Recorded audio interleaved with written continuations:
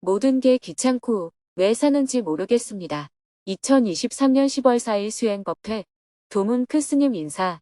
안녕하세요. 기나긴 해외 일정을 마치고 두북 수련원에서의 일상으로 다시 돌아왔습니다. 스님은 새벽 기도와 명상을 마친 후 농사일로 하루를 시작했습니다. 아직 해가 뜨지 않아 안개가 자욱한 가운데 문수팀 행자님들과 7시에 산입밭으로 올라갔습니다. 지난 8월 말에 말끔하게 예초를 해두었는데 한 달 사이에 다시 풀밭으로 변해 있었습니다. 스님은 예초기를 메고 산입밭으로 올라가는 길부터 풀을 베기 시작했습니다. 이어서 도라지가 많이 심겨있는 아랫단에 풀을 뱄습니다. 손으로 직접 풀을 뽑을 수가 없어서 예초기로 벨 수 있는 풀만 베기로 했습니다. 아랫단을 마무리하고 아랫단에서 윗단으로 올라가는 길도 풀베기를 한 후 아침 울력을 마무리했습니다. 앞치마를 벗자 온몸이 땀에 흠뻑 젖어 있었습니다. 오늘은 여기까지 하고 마무리를 합시다. 행자님들은 곧 사시 예불을 해야 하고 스님은 법회를 시작할 시간이 가까워져서 다 함께 서둘러 산길을 내려왔습니다. 주간반 수행법회 생방송. 오전 10시부터는 주간반을 위한 수행법회 생방송을 시작했습니다. 한 달 넘게 유럽과 북미 지역을 순회할 때는 한밤중에 조명 하나 켜고 방송을 했는데 오늘은 오랜만에 밝은 방송실에서 모니터에 가득 들어찬 사람들의 얼굴을 바라보며 방송을 했습니다. 대중이 삼배의 예로 법문을 청하자 스님이 인사말을 했습니다. 제가 한국을 떠날 때만 해도 한여름이었는데 40여일 만에 돌아오니 벌써 아침 저녁으로 차가운 기운이 느껴지는 깊은 가을이 되었습니다. 그 사이 한국에서는 비가 계속 왔다고 들었습니다. 그래서 그런지 논마다 벼가 잎은 노란데 쭉정이가 많고 고추는 한저평이 걸려 거의 패농을 한 상태입니다. 벚나무는 단풍이 들면 예쁜데 단풍도 들기 전에 잎이 다 떨어지고 앙상하게 가지만 남아 있습니다. 감도 별로 달리지 않았고 밤도 거의 달리지 않았습니다. 기후변화로 인해서 생태계에 큰 변화가 일어나고 있는 것 같습니다. 제가 해외로 떠나기 전에 자리를 비운다고 열흘간 몸살이 날 정도로 풀을 뱄는데 다녀오니 모두 정글이 되어 있었습니다. 나쁘게 말하면 농사를 짓는데 풀이 큰 장애가 된다고 할 수 있지만 좋게 말하면 자연의 보궐력이 그만큼 좋다고 할 수 있겠죠. 지난 일주일 동안 저는 워싱턴 DC에 머물면서 백악관, 국무부, 국방부 등 미국 정부 관계자와 민간 싱크탱크에 있는 전문가들을 만나서 한반도의 평화와 북한 인도적 지원, 이산가족 상봉 등 여러가지 현안에 관해 대화를 나누고 한반도의 평화를 위해 미국이 해야 할 일을 요청했습니다. 많은 사람을 만나고 설득을 했지만 현재로서는 한반도의 긴장을 완화하기가 쉽지 않은 것 같습니다. 전반적인 소감을 말씀드리자면 당분간 한반도의 긴장은 계속 고조될 것 같다는 느낌이 들었습니다. 그러나 한반도는 우리가 사는 곳이므로 우리 스스로 평화를 위해 더 노력해 나가야 한다고 생각합니다. 이어서 스님이 미국에서 한반도의 평화를 위해 노력한 마지막 일주일 동안의 모습을 영상으로 함께 보았습니다. 그리고 추석 연휴임에도 불구하고 많은 정토회 회원들이 각 으뜸절과 실천 장소에 와서 실천 활동을 한 모습도 영상으로 함께 본 후 본격적으로 대화를 시작했습니다. 사전에 2명이 질문을 신청하고 나머지는 즉석에서 질문을 받아 대화를 나누었습니다. 그중 한 명은 후쿠시마 오염수 방류로 환경 실천을 잘하던 아이가 갑자기 의욕을 잃었다며 어떻게 아이와 대화하면 좋을지 조언을 구했습니다. 후쿠시마 오염수 방류로 환경 실천 의욕을 상실한 아이, 어떡하죠? 저는 아이들이 초등학교를 입학한 이후에 여러 가지 환경 실천을 함께하고 있습니다. 덕분에 아이들은 휴지 대신 손수건을 사용하고 빈 그릇 운동은 기본이고 텀블러 사용도 일상화되었습니다. 그런데 최근 아이가 저에게 후쿠시마 오염수 방류로 바다가 오염되었는데 이런 환경 실천이 무슨 효과가 있는지 모르겠다고 질문하였습니다. 저 역시도 그런 생각을 하고 있어서인지 아이에게 확실하게 대답해주지 못했습니다. 아이의 반응에 대해 어떻게 이야기하면 좋을까요? 후쿠시마 원전 오염수를 바다에 방류하지 않으면 정말 좋겠죠. 그런데 안 하면 좋은 것이 그것뿐이겠어요. 제초제를 안 치면 정말 좋겠죠. 그런데 농사짓는 농민은 풀이 자라는 것을 감당할 수가 없으니 제초제를 뿌리지 않을 수가 없다고 해요. 농사에 사용된 제초제가 농산물에 잔류되고 그 농산물을 먹으면 암을 비롯하여 여러 가지 병을 유발할 가능성이 큽니다. 화학 비료를 쓰지 않고 유기농을 하면 정말 좋겠죠. 그런데 화학 비료를 대신할 수 있는 유기질 비료를 만드는 일이 쉽지 않습니다. 유기질 비료는 화학 비료보다 두세 배 비싸서 정부로부터 보조금을 받아도 수익성이 낮습니다. 그런데 화학 비료는 뿌리기도 쉽고 수출도 보장됩니다. 그러나 장기적으로 보면 화학 비료를 쓰게 되면 토양이 점점 산성화되어 수출이 늘어나지 않는 문제가 발생합니다. 그러나 농민들은 하루하루 살기 바빠서 장기적인 것을 생각하기가 어렵습니다. 우선 일이 쉽고 편리한 것을 선택할 수밖에 없죠. 이렇게 우리는 제초제를 친 음식도 먹고 화학 비료와 농약을 친 음식도 먹고 있습니다. 길게 보면 다 건강에 좋지 않습니다. 인스턴트 식품이나 기름에 튀긴 음식도 몸에 좋지 않지만 많은 사람이 즐겨 먹고 있습니다. 길게 보면 비만을 비롯하여 여러 가지 성인병의 원인이 됩니다. 그러나 그 맛에 길들여진 사람들은 아무리 건강에 좋지 않다고 말해도 먹게 됩니다. 이런 모습이 우리의 인생입니다. 만약 전 세계에서 후쿠시마 원전 오염수만 방류한다고 하면 그나마 괜찮아요. 지구 전체로 볼 때 그 정도는 희석할 수 있습니다. 그런데 후쿠시마 원전뿐만 아니라 전 세계에는 원자력 발전소가 많이 있습니다. 앞으로 시간이 지나면 어느 발전소에서든 또 사고가 날 수 있고 그러면 후쿠시마 원전 오염수 방류가 전례가 되어 그곳에서도 오염수를 바다에 방류하게 될 겁니다. 이런 일이 10년, 20년 누적되다 보면 어떻게 되겠어요? 바다의 방사능 오염이 심각해질 것입니다. 그래서 우리는 후쿠시마 원전 오염수 방류를 반대하는 것입니다. 그런데 환경과 건강을 생각해서 오염수 방류를 반대하는 것과 당장 해산물을 먹지 못할 만큼 위기라고 생각하는 것은 서로 성격이 다른 문제입니다. 왜냐하면 후쿠시마 원전 오염수 방류가 환경 문제 전부가 아니기 때문입니다. 환경 문제에 있어서 더 심각한 것은 우리가 일상적으로 사용하는 플라스틱이 분해되지 않고 미세한 먼지가 되어서 바다에 잔류하는 것입니다. 그런 미세 플라스틱을 물고기가 먹고 그 물고기를 사람이 먹고 있습니다. 원전 오염수보다 더 위험한 것은 미세 플라스틱입니다. 우리가 버린 플라스틱은 완전히 분해되지 않고 먼지처럼 작은 가루가 되어 바다로 흘러 들어가고 물고기가 이 미세 플라스틱을 먹고 사람이 이 물고기를 먹으면 우리 몸에 미세 플라스틱이 쌓이게 됩니다. 원래 모든 물질은 박테리아에 의해서 분자 단위에서 원자 단위로 분해된 후에 다시 재조합되는 순환이 이루어져야 하는데 미세 플라스틱은 분해되지 않는 분자 덩어리이기 때문에 우리 몸에 축적되면 중금속처럼 건강을 해치는 위험 요인이 됩니다. 그래서 정토회에서는 가능하면 플라스틱을 사용하지 말자는 운동을 하고 있지만 곳곳에서 플라스틱이 버려지고 있습니다. 한쪽에서는 플라스틱을 버리지 말자는 운동을 하고 있고 다른 한쪽에서는 플라스틱을 버리는 현실이 공존하고 있는 겁니다. 우리는 플라스틱을 버리고 있는 현실 위에서 플라스틱을 버리지 말자는 운동을 하는 거죠. 또한 정토회에서는 일회용 컵을 쓰지 않고 텀블러를 가지고 다니는 운동을 하고 있지만 미국에 가보면 가게마다 일회용 컵을 해산처럼 쌓아놓고 쓰고 있습니다. 비행기를 타도 전부 일회용품을 쓰고 있습니다. 이런 모습을 보면 나만 텀블러를 가지고 다니면 뭐 하나 하는 생각이 들 수가 있는데 그것은 잘못된 생각입니다. 나 혼자라도 일회용품 덜 쓰기 운동을 하다 보면 어느새 주변 사람들도 동참하게 됩니다. 얼마 전 신문 기사에는 호텔에서도 일회용품 사용을 최소화하는 사례가 소개되었고 호텔 투숙객에게 옷을 버리지 말고 수거함에 넣도록 해서 재사용하는 사례도 있다고 해요. 이렇게 조금씩 환경에 대한 의식이 깨어나고 있습니다. 특히 어릴 때부터 휴지 대신 손수건을 쓰고 일회용 컵 대신 텀블러를 쓰다 보면 나중에 성인이 되어 투표권을 갖게 되었을 때 환경 친화적인 정당에 투표를 할 수가 있습니다. 또한 정부의 환경 친화적인 정책을 펼치도록 영향력을 행사할 수도 있고요. 유럽에서 만난 어떤 분은 아들이 환경을 위해서 음식도 간단하게 먹고 옷이나 신발도 안 사고 샤워도 자주 안 해서 걱정이라고 질문을 했습니다.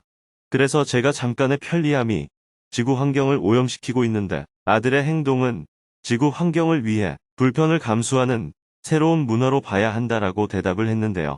스웨덴의 그레타 툰베리라는 소녀는 환경운동을 통해 전 세계에 영향을 끼치고 있습니다. 이렇게 기후위기에 관심을 가지고 행동하는 아이들이 자라면 앞으로 환경운동에 좋은 영향을 끼치게 됩니다. 그러니 나만 휴지 대신 손수건을 쓰고 나만 일회용컵 대신 텀블러를 써서 뭐하나 하는 생각은 바람직하지 않다고 아이들에게 말해 주어야 합니다. 지금은 다수가 환경을 오염시키는 생활을 하고 있고 소수가 환경오염을 막는 운동을 하고 있지만 시간이 지나면 다수가 소수가 되고 소수가 다수가 되는 상황이 됩니다.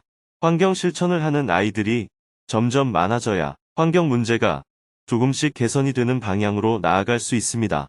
내일 지구가 망하더라도 나는 오늘 한 그루 사과나무를 심겠다는 자세로 환경 운동을 해야 합니다.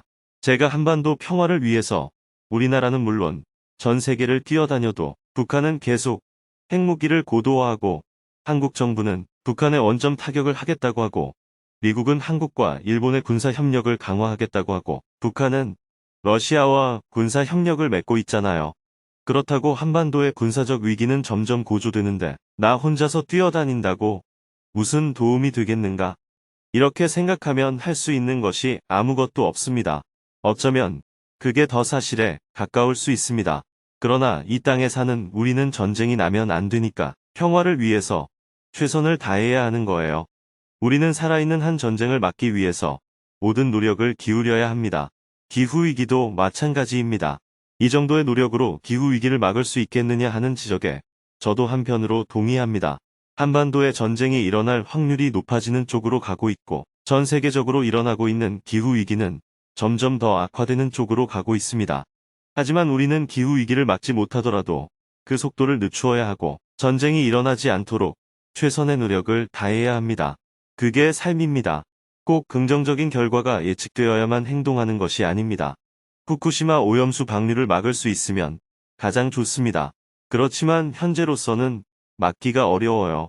세계 최대 강대국인 미국 정부가 오염수 방류를 지지하는 공식 성명을 냈고 그에 힘입어 일본 정부는 일정대로 방류를 추진하고 있고 한국 정부도 이에 동의하고 있습니다.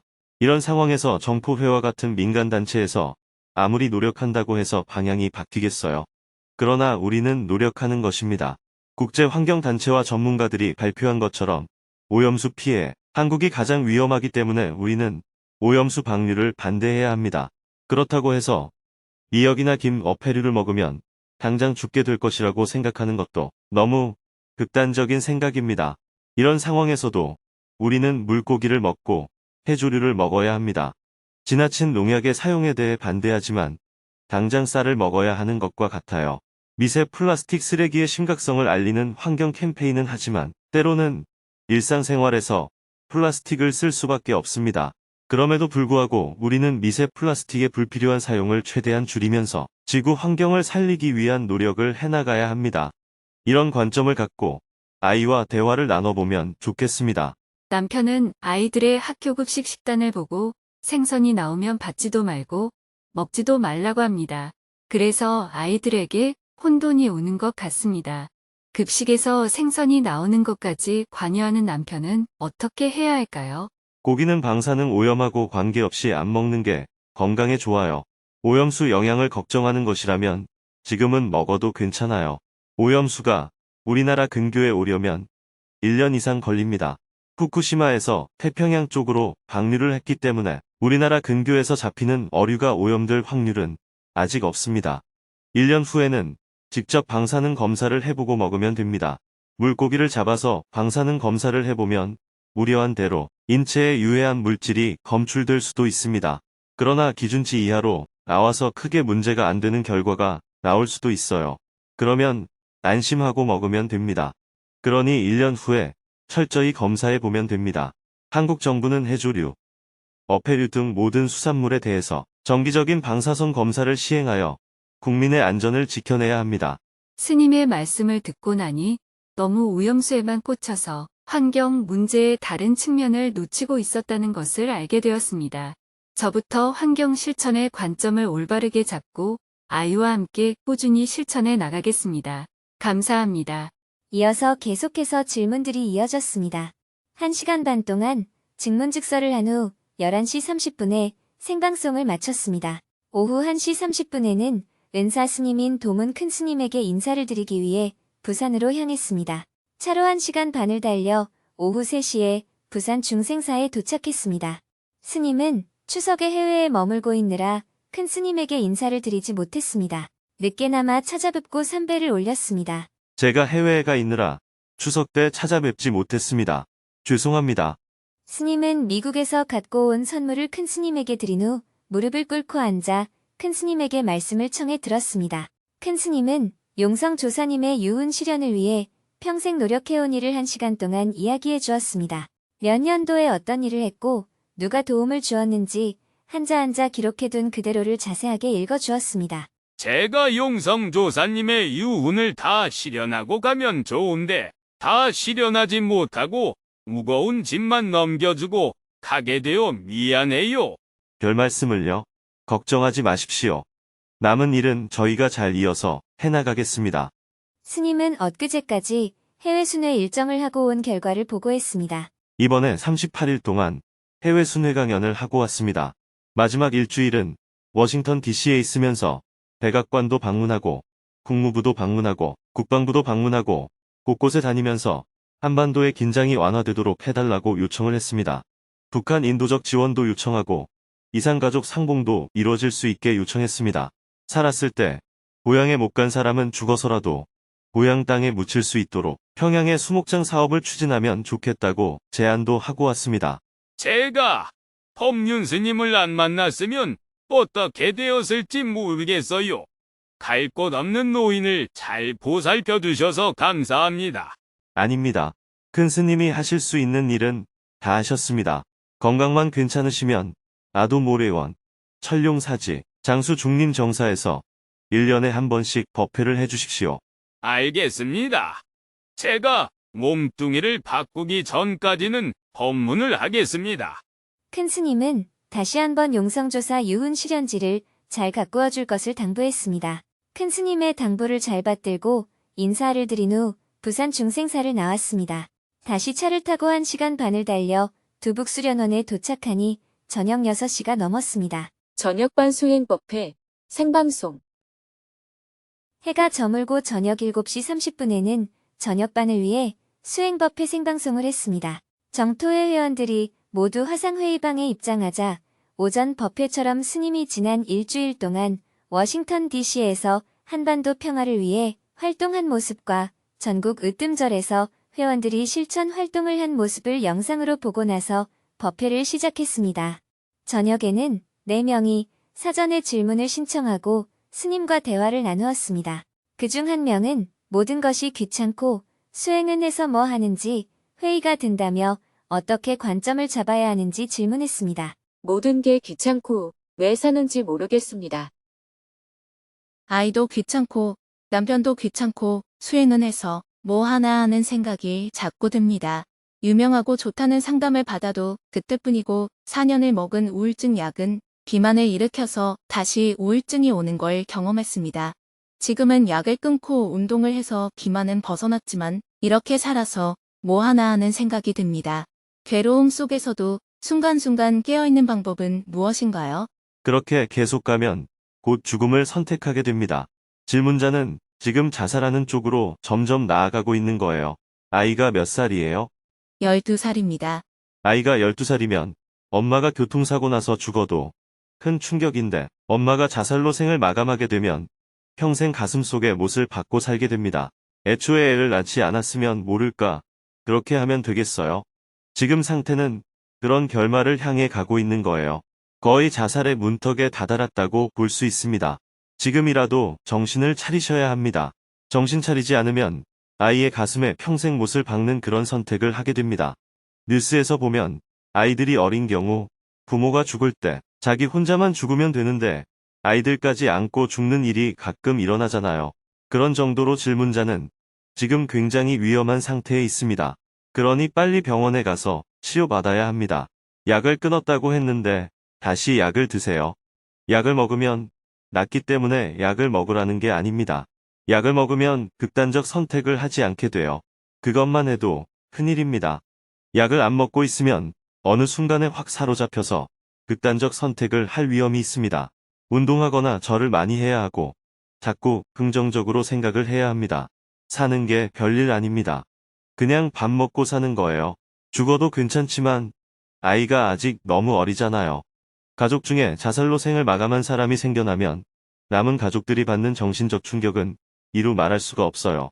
가족 중에 살인을 한 사람이 있는 것보다 자살한 사람이 있는 것이 상처가 훨씬 더 깊습니다. 질문자가 그 상태에서 헤어나지 못하면 아이들도 나중에 다 우울증에 걸려요. 혼자라면 견디기 어렵지만 질문자에게는 아이가 있잖아요. 아이에게 엄마는 신입니다. 질문자는 엄마이기 때문에 아이를 살려야 됩니다. 아무리 자살하고 싶은 충동이 올라오더라도 아이를 위해서 내가 살아야 한다는 일념으로 극복해야 합니다. 나 혼자라면 까짓것 어떻게 해도 되지만 내 아이에게 상처를 줘서는 안 된다. 부모가 돼서 도움을 주지는 못할 망정 아이의 앞길을 가로막아서 되겠는가. 이런 관점을 딱 가지고 운동도 하고 약도 먹어서 현재 상태에서 벗어나야 합니다. 예, 운동하면서 약을 먹겠습니다. 약도 먹고 운동도 많이 하면서 항상 살아있는 것만 해도 다행입니다. 이렇게 기도하셔야 합니다. 질문자가 지금 안 죽고 살아있기만 해도 아이에게는 도움이 되는 거예요. 아이한테 밥을 안 해줘도 되니까 살아만 있으세요. 아이에게 크게 도움은 못 주더라도 살아있으면 손해는 안 끼칩니다. 아이가 성년이 된 뒤에는 질문자의 인생을 질문자 스스로 결정하셔도 됩니다. 아이가 성년이 된 후에 엄마가 자살하는 것도 자식에게 상처가 되지만 미성년자일 때는 상처가 훨씬 더 큽니다. 꼭 명심하셔야 해요. 아이를 생각하는 마음이 없다면 엄마라고 할 수도 없습니다. 아이를 생각해서라도 절대로 약을 끊으면 안 됩니다. 약을 먹으면 낫기 때문에 약을 먹으라는 게 아니에요. 극단적 선택을 하지 않게 되기 때문에 약을 먹으라고 하는 겁니다. 그리고 비만이 자꾸 문제가 되면 밥을 적게 먹고 운동을 하셔야 해요. 알았죠? 예, 감사합니다.